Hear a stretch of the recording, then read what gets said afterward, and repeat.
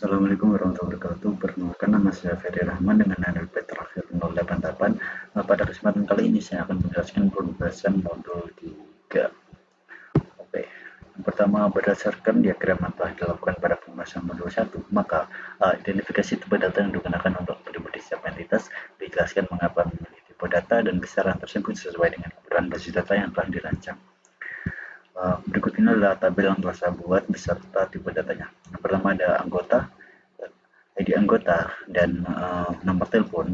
Di sini kemudian tipe data integer karena berupa nomor atau angka. Kemudian nama, alamat, dan email. Di sini saya menggunakan tipe datanya varchar karena berisi dari huruf dan angka.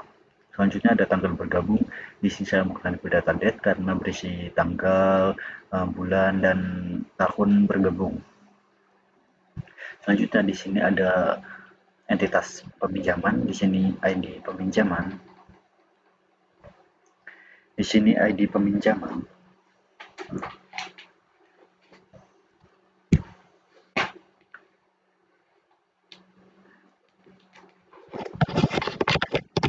Di sini ID peminjaman dan ID buku, ID anggota menggunakan tipe data integer karena berupa nomor atau angka. Kemudian tanggal peminjaman di sini date seperti tanggal bergabung, yaitu dari tanggal, bulan, dan tahun peminjaman bukunya. Kemudian selanjutnya ada buku, ID buku bertipe datanya berupa integer, kemudian judul, pengarang, dan ISBN itu tipenya varchar karena fleksibel, bisa terdiri dari huruf, angka, atau nomor. Dan untuk besarnya varchar ini tergantung kebutuhan. Di sini saya menggunakan untuk ukuran varchar, di sini saya 75, tapi saya tidak sertakan. Selanjutnya ada staf perpustakaan, ID staf perpustakaan dan nomor telepon. Di sini integer karena nomor telepon berupa angka, dan nama, posisi jawaban, dan email itu berupa varchar seperti yang telah saya jelaskan tadi. Kenapa saya memilih varchar? Karena fleksibel, bisa terdiri dari huruf, angka, dan simbol. Nah, selanjutnya ada pengembalian buku. Di sini ID buku, pengembalian buku berupa integer, dan tanggal pengembalian berupa date, dan denda di sini desimal numerik. Oke, selanjutnya buatlah database menggunakan konsol SQL dengan format nama, kode kelompok, underscore. Di sini karena saya dari kelompok A04, saya akan membuat. Di sini kita buat dulu database-nya. Database A04 SPG.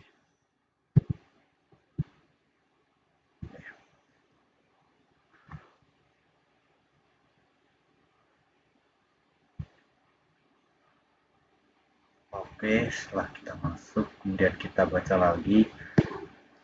Buatlah tabel beserta relasinya seperti pada diagram di atas menggunakan database yang sudah dibuat pada soal nomor 2. Oke, kita menggunakan diagram di tersebut, kemudian pilih tipe data dan panjangnya sesuai dengan atribut tabel, kemudian tetapkan constraint pada atribut sesuai dengan diagram di atas seperti mereka dan lain-lain. Dan pada atribut tanggal appointment dan tanggal setelah tabel di appointment, lakukan default value-nya sebagai tanggal saat memasukkan data. Current date. Oke. Pertama-tama kita membuat tabelnya, yaitu create tabel. Yang pertama yaitu pasien.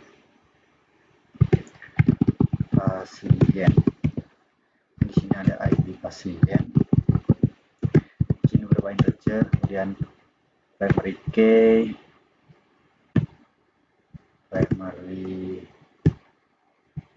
dan auto increment supaya sistem langsung masukkannya, jadi kita tidak perlu membuat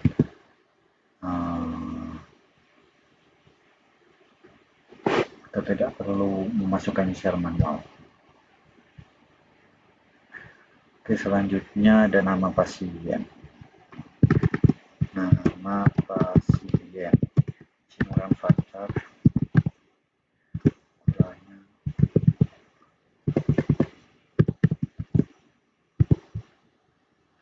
Oh, di sini kita salah.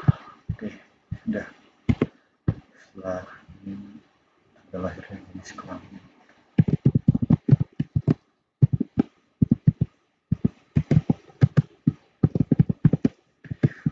Ini saya makan dulu. Saya lupa sukanya. Itu ada jenis kelamin. Di sini saya makan enum karena enum terdiri dari dua pilihan saja, yaitu di sini karena jenis kelamin maka laki-laki dan perempuan.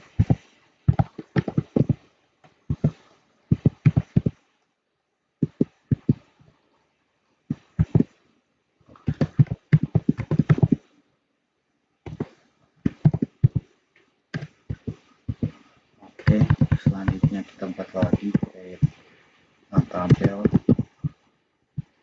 Selanjutnya itu ada appointment.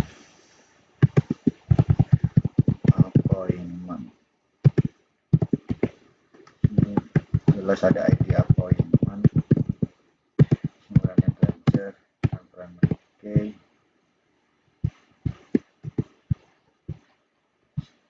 dan auto increment sama seperti tadi. Selain di ID ada ID pasien, itu ada ID pasien, integer, no. Setelah ada ID pasien, kemudian ada jenis appointment dan jenis appointment. Di sini menggunakan voucher. Di sini ukurannya saya menggunakan 50. Setelah jenis appointment, ada tanggal mulai appointment dan tanggal selesai appointment. Tanggal mulai appointment. Sini date, not no. Yang tanggal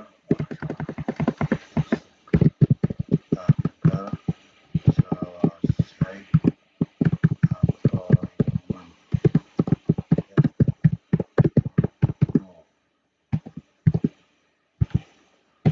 Oke, setelah itu kita buat lagi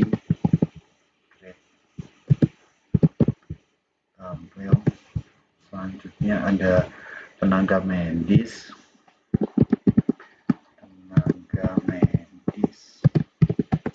Di sini pasti ada ID tenaga medis. Ini belajar primary key.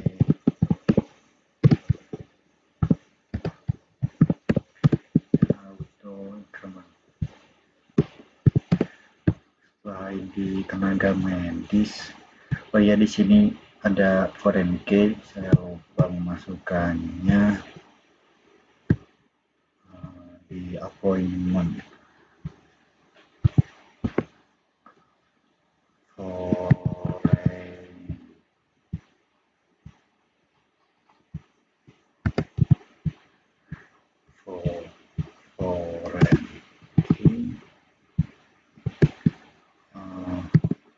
ID pasien dan reference pasien, ID pasien.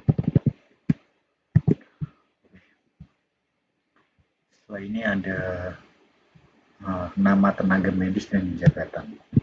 Nama tenaga medis, ini voucher, ini ukurannya saya buat 50, yang maknya sama jabatan.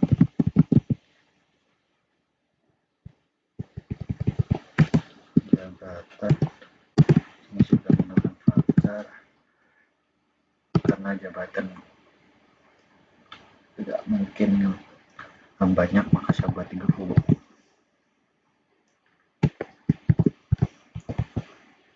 Oke, kita buat lagi create tabel yang terakhir yaitu detail appointment PPPID. Detail appointment adalah tenaga medis. Detail appointment ada ID detail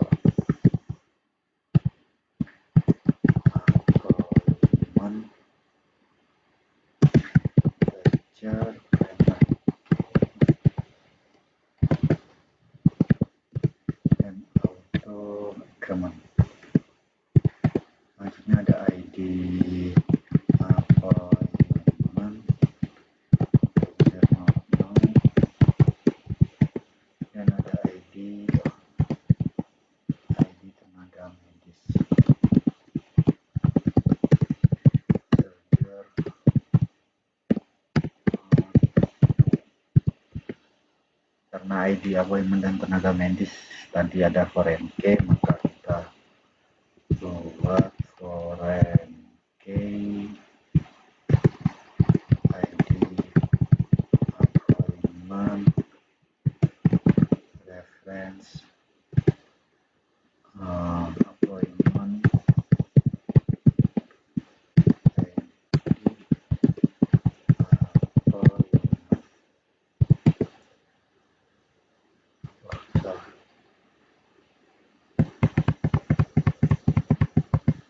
di sini.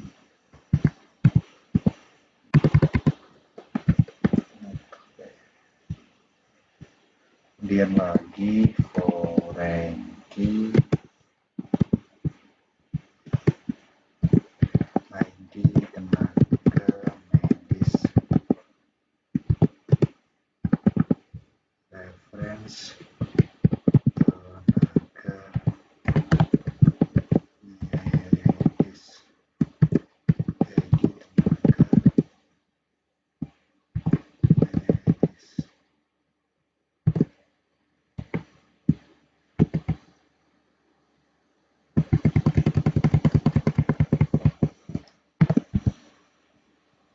Kalau di sini saya tambahkan no.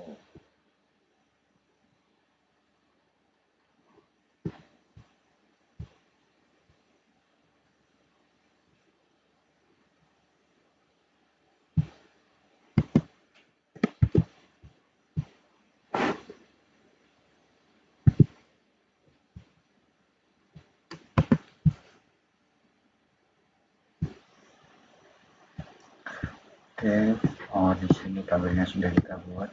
Tetapi di nomor 6 terakhir pada atribut tanggal bulan appointment dan tanggal selesai appointment, kita harus melakukan default value-nya sebagai current date. Kita ubah kemudian dari default current date. Di sini juga kita ubah menjadi default current date. Oke, setelah itu kita simpan. Oke, setelah kita masuk ke desain.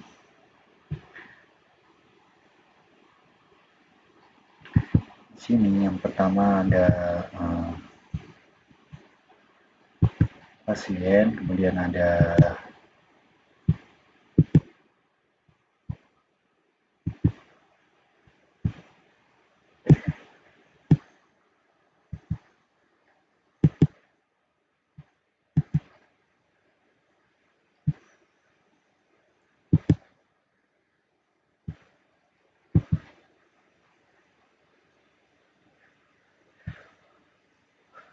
Oke, di sini tabelnya sudah sama seperti pada soal.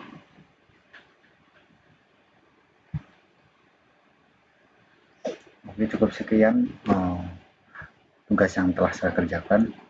Saya mohon maaf. Wassalamualaikum warahmatullahi wabarakatuh.